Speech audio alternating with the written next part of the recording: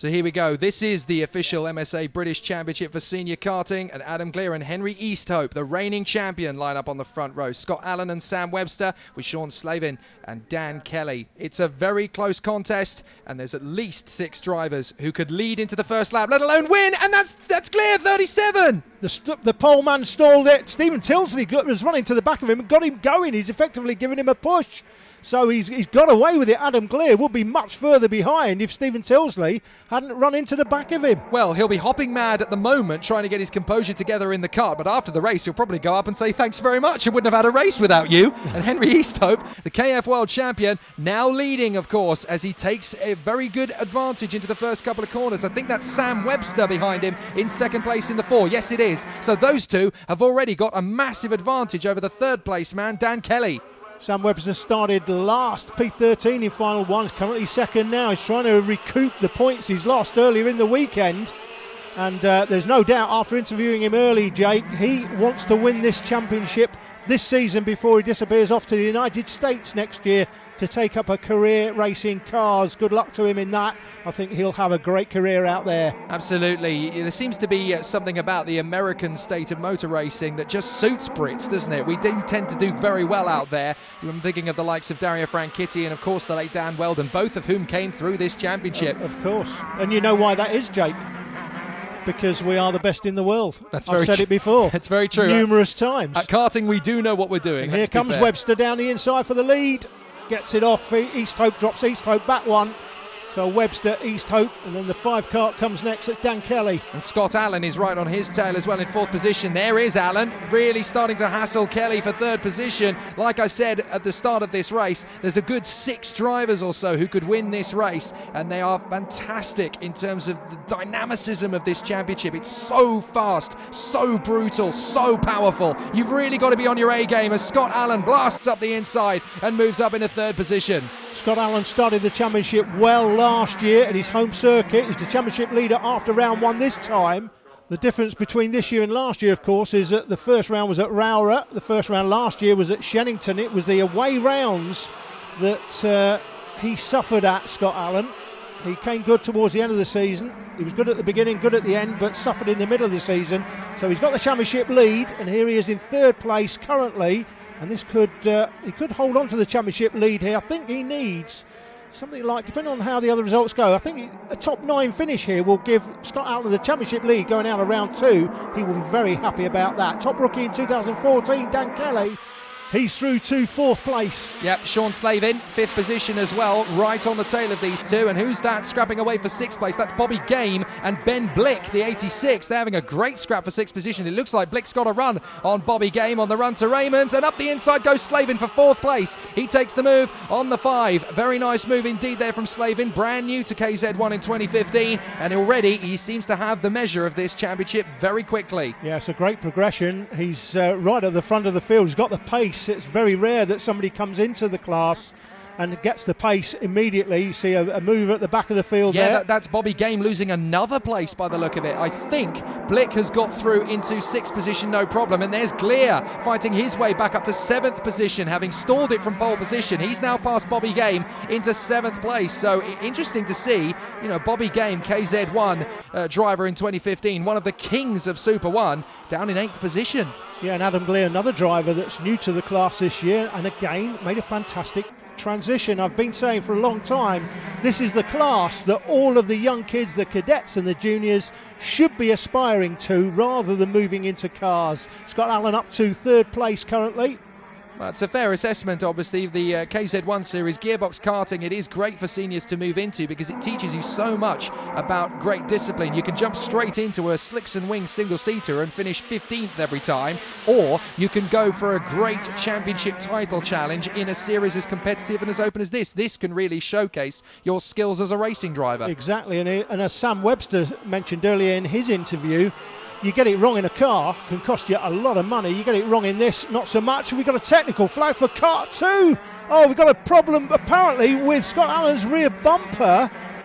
Can't can't quite see anything there on that picture, but he's getting a mechanical flag and he's going to have to leave the track, and that could be his championship lead up in smoke. That is a disaster for Scott Allen. He's put a wheel right every single corner of this race, and it's going to gift wrap third position to the 55 of Sean Slavin. The Scot is going to take total advantage of this, as Scott Allen himself is going to now peel off into the pits in third position. He will be devastated. Puts his head down. He's having a look to actually figure out what is wrong with the kart and why he's being called in, but he does heed the call. He's into the pit lane. That is such a shame. Now, he's got to get out within about 20 seconds. His mechanic has got about 20 seconds to tighten whatever it is up that's loose and get him back out and hope that he can rescue a few more points.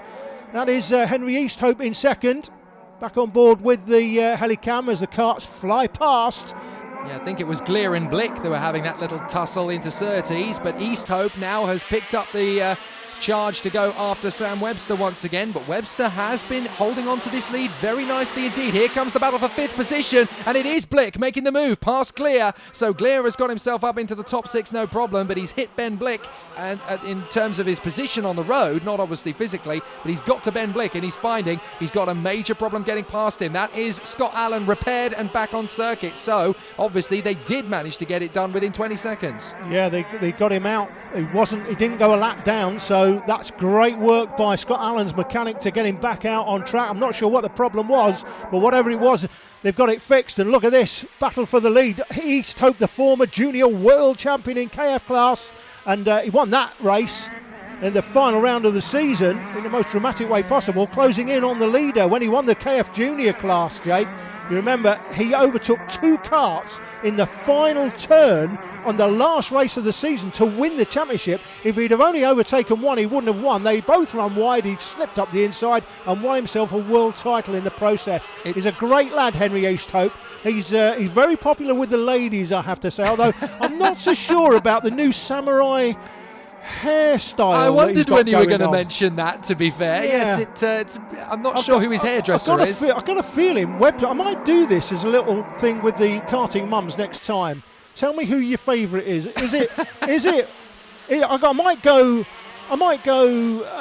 Henry Easthope, Sam Webster, or I might throw in a bad boy, Jake, Scott Allen. Ooh, interesting. Well, before we get to gossip column and get back on with the motor racing, I have to say, though, I'm not sure who his hairdresser is. I wouldn't pay him commission. But anyway, out in front, Webster and Easthope still scrapping away. Easthope in second position, starting now to edge closer to Webster. And he's actually, look, he's trying different lines even now, taking a slightly tighter apex into the corners just to see if he can get a little bit more of an advantage over Webster. There's enough of a gap that he can actually experiment a little bit with what's better and what's worse for him in terms of positions and lines on the circuit. In terms of lap time, there's nothing to choose between them at the moment. Easthope giving it everything he's got to close in. That is Glear. He's actually dealt with Blick in fifth position, and now he's well away into fifth. Blick down to sixth place then. Bobby Game's still there in seventh, but Easthope hassling Webster. He's getting closer all the time here. He keeps closing up and then losing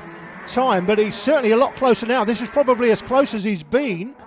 But then he's lost another couple of kart lengths. He seems to get close and then lose a couple of kart lengths again. Straight line speed problems, perhaps? Well, it's not really a straight line circuit, is it, this? You've got one reasonable straight going down, hanger straight going down into Raymond's, the final turn. But this straight, Spitfire, not that long into the Dell. He's very quite tight and twisty, isn't it, really, this track? He's very confident under brakes, though. I've noticed that with Easthope. He seems to gain a lot of ground in the slow corners, particularly into Raymond's. He's got a lot of confidence on slowing down for corners. And here is third position. That's still Slavin. Fourth place, that is still the 5 of Dan Kelly. But he's just dropping back all the time here. He can't run with Slavin. Fifth position, that's still Glear. Look how quickly he's getting away from Blick and Game. He is absolutely storming away in fifth position. He may have a challenge for Dan Kelly towards the end of this race. He is looking much more confident on the lap times. He's getting faster and faster. So obviously the form that he had to put him on pole position, it hasn't deserted him despite the stall. No, he's still got the pace, obviously. Easthope just can't quite get onto the back of Sam Webster. This is a great drive by Sam Webster, I have to say. It's easier to chase than be chased, and when you're out front like this, he's got to judge everything just based on his awareness of what's going on around him on the circuit.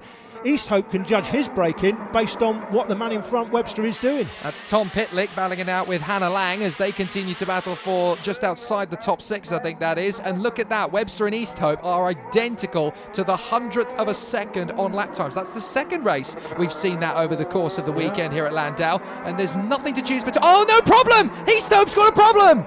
Oh, he's off. He's pulling off. Oh, he's gutted. Look at that. His head is sick. on the steering wheel. He was closing in on the leader. That is the engine mount. That's gone. Engine mount failure. That is extremely unusual. He's obviously been running the curves, and it looks like he may have ripped his engine mount off. That is unusual. Of course, you rip the engine mount off, and that's pretty much it. Your chain will come off. There's Scott Allen. He's still running again. Right in behind Ben Blick on the last lap. A little bit of contact between them.